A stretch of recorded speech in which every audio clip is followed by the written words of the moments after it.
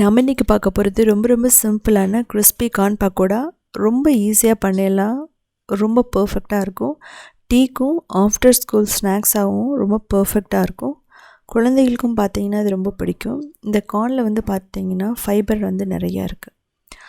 So எப்படி செய்கிறதுன்னு பார்க்கலாம். அதுக்கு ஃப்ரெஷ்ஷான கார்ன், நீங்கள் வந்து ஸ்வீட் கார்ன் இல்லை அப்படின்னா வந்து நார்மல் நாட்டு மக்காச்சோளம் எது வேணாலும் நீங்கள் எடுத்துக்கலாம். ஸோ எடுத்துகிட்டு நீங்கள் இதை வந்து பாயில் பண்ணணுன்னு அவசியம் இல்லை. நம்ம வந்து இதை அப்படியே வந்து கட் பண்ணிக்கலாம். ஸோ பாயில் பண்ணிங்கன்னா டேஸ்ட் வந்து கொஞ்சம் மாறும். ஸோ நல்லா ஃப்ரெஷ்ஷாக இருக்கிற கார்ன் தான் இருக்கணும். ரொம்ப முத்துனா வந்து கார்ன் கர்னல்ஸ் இருந்ததுன்னா இது வந்து பக்கோடா நல்லா இருக்காது. ஸோ இது மாதிரி நீங்கள் கட் பண்ணிக்கோங்க. இது வந்து ஈஸியான மெத்தட். ஒரு நிமிஷத்துக்குள்ளே நம்ம சீக்கிரமாகவே வந்து இதை பண்ணிடலாம். நம்ம லார்ஜ் குவான்டிட்டியில் பண்ணுற மாதிரி இருந்தாலும் இது மாதிரி கட் பண்ணுறதுக்கு ரொம்ப ஈஸியாக இருக்கும். இதில் வந்து பார்த்திங்கன்னா நிறையா பொருட்கள் நம்ம போட போகிறது கிடையாது. ரொம்ப சிம்பிளாக தான் பண்ண போகிறோம். சரி, மேலே ரெடி பண்ணியாச்சு. இதுக்கப்புறம் ஒரு பவுலில் போட்டு கடலை மாவு ஒரு 3லேருந்து 4 டேபிள் ஸ்பூன், அரிசி மாவு 2 டேபிள் ஸ்பூன், ஜீரகம், ஃபென்னல் 1 டேபிள் ஸ்பூன், இஞ்சி, பச்சை மிளகாய், கருவேப்பிலை, வெங்காயம் போட்டுக்கலாம். கொத்தமல்லி, உப்பு தேவையான அளவு போட்டுக்கலாம். மஞ்சள் தூள், மிளகாய் தூள், அவ்வளோதான். தேவைப்பட்டால் நீங்கள் பெருங்காயம் போட்டுக்கலாம். அது வந்து ஆப்ஷனல் தான். இதை வந்து நல்லா மிக்ஸ் பண்ணிக்கணும். அதுக்கப்புறம் தண்ணியை வந்து ஸ்ப்ரிங்கிள் பண்ணிவிட்டு ஒரு நல்ல ஸ்டிக்கியான டோ மாதிரி நம்ம கொண்டு வந்துடணும். ஸோ ரொம்ப நீங்கள் வந்து தண்ணி ஊற்றிட்டீங்க அப்படின்னா ரன்னி ஆகிடும். அது வந்து பார்த்திங்கன்னா பஜ்ஜி மாதிரி ஆகிடும்.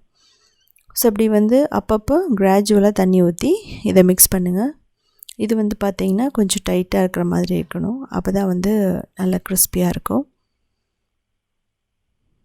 ஸோ இது உடனே வந்து இன்ஸ்டண்ட்டாக பண்ணிடலாம். இப்போது தேவையான அளவு எண்ணெய் ஊற்றிக்கலாம். கடலெண்ணெய் இல்லை அப்படின்னா சன்ஃப்ளவர் ஆயில்.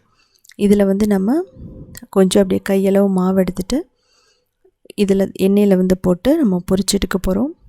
நம்ம எண்ணெயில் போடும்போது ஓரளவுக்கு நல்ல ஹை ஃப்ளேமில் இருக்கணும். ஸோ அதுக்கப்புறம் மீடியம் டு ஹை வச்சுட்டு நல்லா கிறிஸ்பியாக கோல்டன் ப்ரௌன் ஆகிற வரைக்கும் நம்ம ஃப்ரை பண்ணி எடுத்துடலாம். நீங்கள் பாதி வந்ததுக்கப்புறமா எடுத்துகிட்டு நீங்கள் டபுள் ஃப்ரை கூட பண்ணலாம், ஒன்றும் பிரச்சனை இல்லை. பட் சிங்கிள் ஃப்ரைலேயே ரொம்ப சூப்பராக ரெடி ஆகிடும். அது மட்டும் இல்லாமல் ரொம்ப நேரத்துக்கு கிறிஸ்பியாகவும் இருக்கும். இது வந்து பார்த்திங்க அப்படின்னா சூடு ஆறுனதுக்கப்புறம் டேஸ்ட்டு மாறாது.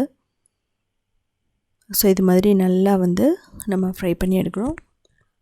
ரொம்ப முக்கியமானது, கிறிஸ்பியாக கோல்டன் ப்ரௌன் ஆகிற வரைக்கும் நம்ம ஃப்ரை பண்ணி எடுத்துக்கலாம். ஸோ நமக்கு பர்ஃபெக்டாக ரெடி ஆகிடுச்சு.